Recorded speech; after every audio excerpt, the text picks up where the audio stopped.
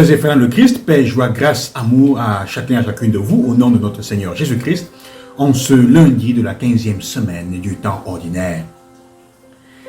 L'évangile que nous lisons aujourd'hui a quelque chose d'un peu étrange, au moins que j'ai toujours trouvé un peu étrange, et d'une certaine difficulté de compréhension. Jésus qui dit à ses disciples, « Vous pensez que je sois venu pour apporter la paix, mais je suis venu en fait pour apporter le glaive. »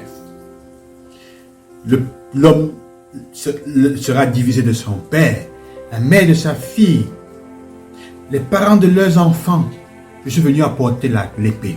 On se demande, mais qu'est-ce qu'il est en train de dire? Est-ce qu'il est venu apporter la division? Mais Jésus nous fait comprendre que, en regardant un peu ce que nous dit le livre de l'Apocalypse au chapitre 19 et la lettre aux Hébreux au chapitre 4, qui nous dit que la parole de Dieu est comme une épée à double tranchant, qui est là pour couper et pour détruire tous les mauvais liens, les liens spirituels que le malin a créés dans la vie des uns et des autres et entre les uns et les autres qui les lient à lui.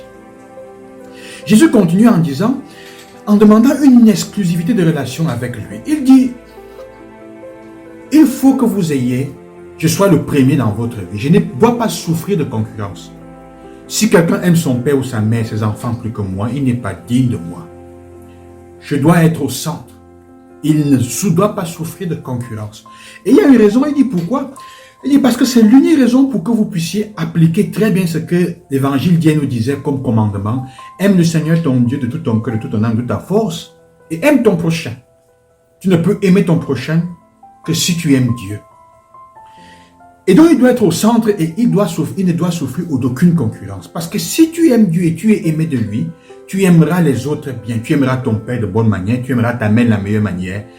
Tu seras capable, et c'est lui qui à travers toi sera capable de purifier les relations. Et quand il dit donc, je suis venu apporter le glaive, et il y aura la guerre, il y aura la division, la séparation entre vous, ça veut dire quoi? Ça veut dire en fait que Jésus nous met en garde et nous fait comprendre aussi une chose. Il y a des relations familiales qui sont inclinées et qui sont polluées de mauvais liens, qui ont besoin qu'on coupe.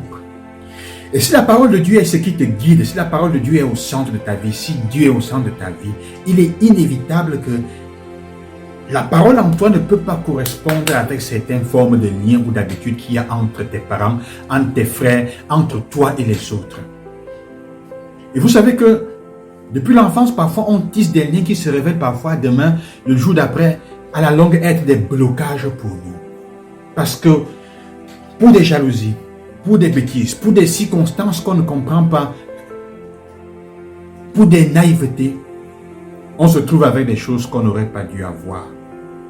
La parole de Dieu vient donc étaler, mettre à nu et révéler tous les mauvais liens qu'il y a entre les parents et leurs enfants, les frères et sœurs, les amis, les parents, des gens entre eux qui ont été tissés avec le temps et qui risquent de créer des problèmes.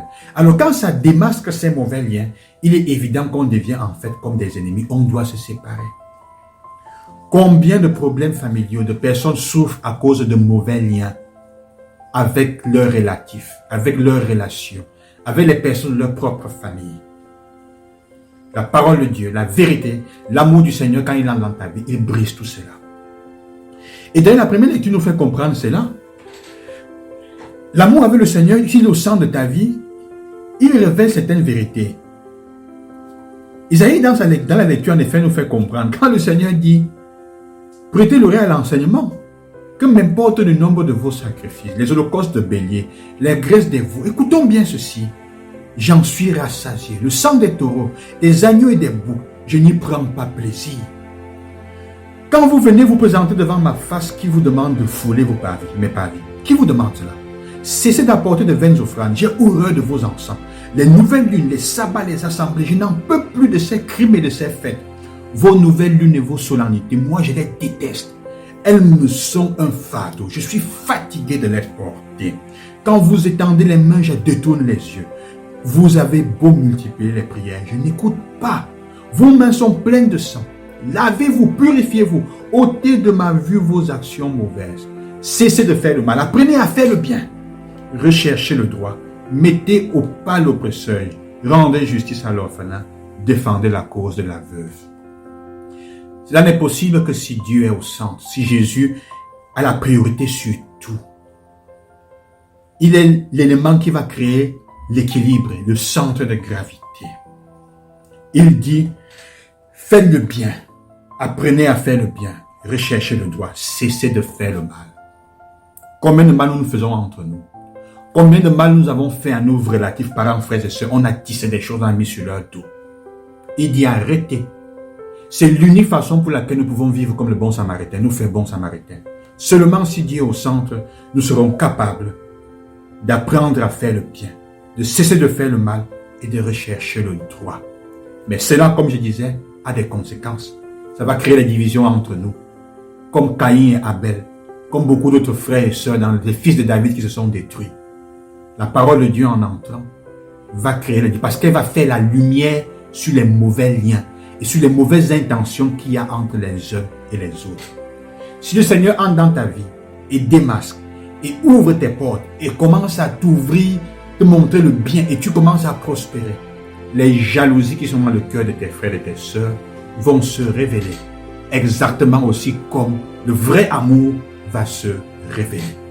C'est pour ça que Jésus dit, je suis venu apporter le glaive. Sa parole est une épée à double tranchant.